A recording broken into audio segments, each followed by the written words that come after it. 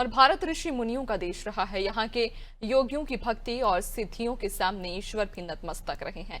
देवरिया में भी एक ऐसे ही सिद्ध योगी थे जिनको देवरहा बाबा ने नाम से आज जाना जाता है। देवरिया जिले से 32 किलोमीटर दूर देवरहा बाबा का आश्रम है और बाबा के चमत्कारों की अनेक कहानियां हैं। देखिए इस रिपोर्ट में। देवरिया जिले से 32 किलोमीटर दूर देवरहा बाबा का आश्रम है। इतिहास के जानकार बताते हैं कि देवरहा बाबा के जन्म और स्थान के बारे में कोई भी प्रमाण इतिहास के पन्नों में दर्ज नहीं, लेकिन उनकी योग सिद्धियां इतिहास के पन्नों के साथ साथ सभी के दिलों और दिमाग में दर्ज हैं। बता दें कि 1977 के आम चुनाव में जब कांग्रेस पार्टी की बुरी तरह हार हुई, तब इंदिरा गांधी देवरहा बाबा से आशीर्वाद लेने उनके आश्रम में पहुंची थी। बताया जाता है कि बाबा ने उन्हें हाथ उठाकर पंजे से आशीर्वाद दिया। वहां से लौटने के बाद इंदिरा गांधी ने कांग्रेस का चुनाव चिन्ह बदलकर हाथ का पंजा कर दिया। 1980 में इंदिरा गांधी के नेतृत्व में कांग्रेस ने प्रचंड बहुमत प्राप्त किया और वे देश की प्रधानमंत्री बनी। देवरहा बाबा को कई सिद्धियां प्राप्त थी। बाबा जान लेते थे लोगों के मन की बात। बाबा की योग सिद्धियां इतिहास के पन्नों में दर्ज हैं। देवरिया जिले से 32 किलोमीटर दूर है बाबा का ये आश्रम। इंदिरा गांधी ने बाबा से लिया था आशीर्वाद। जॉर्ज पंचम ने भी किए थे देवरहा बाबा के दर्शन। देवरहा बाबा अपने आश्रम के साथ साथ वृंदावन में भी अपने भक्तों को दर्शन देने जाया करते थे। अटल बिहारी वाजपेयी ने प्रधानमंत्री बनने से पहले वृंदावन पहुंचकर देवरहा बाबा से आशीर्वाद लेकर ही चुनाव लड़ा था।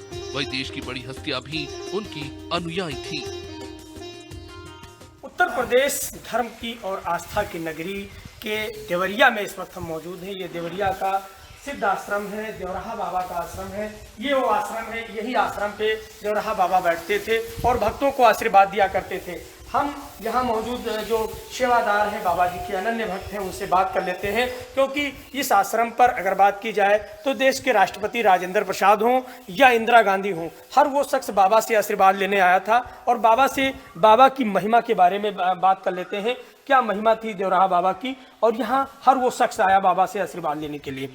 पूज्य देवरहा का रहन सहन कलयुग में शरीर पर नई के वस्त्र न और दिगंबर वेश में शाश्वत रहते थे महाराज जी।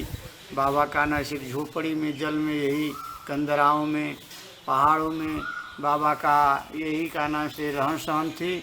देश के दिल्ली के गद्दी पर जब कोई समस्याओं का निदान नहीं होता था तो पूज्य देवरहा के चरणों में सभी लोग दौड़ करके आते थे और बाबा से निवेदन करते थे।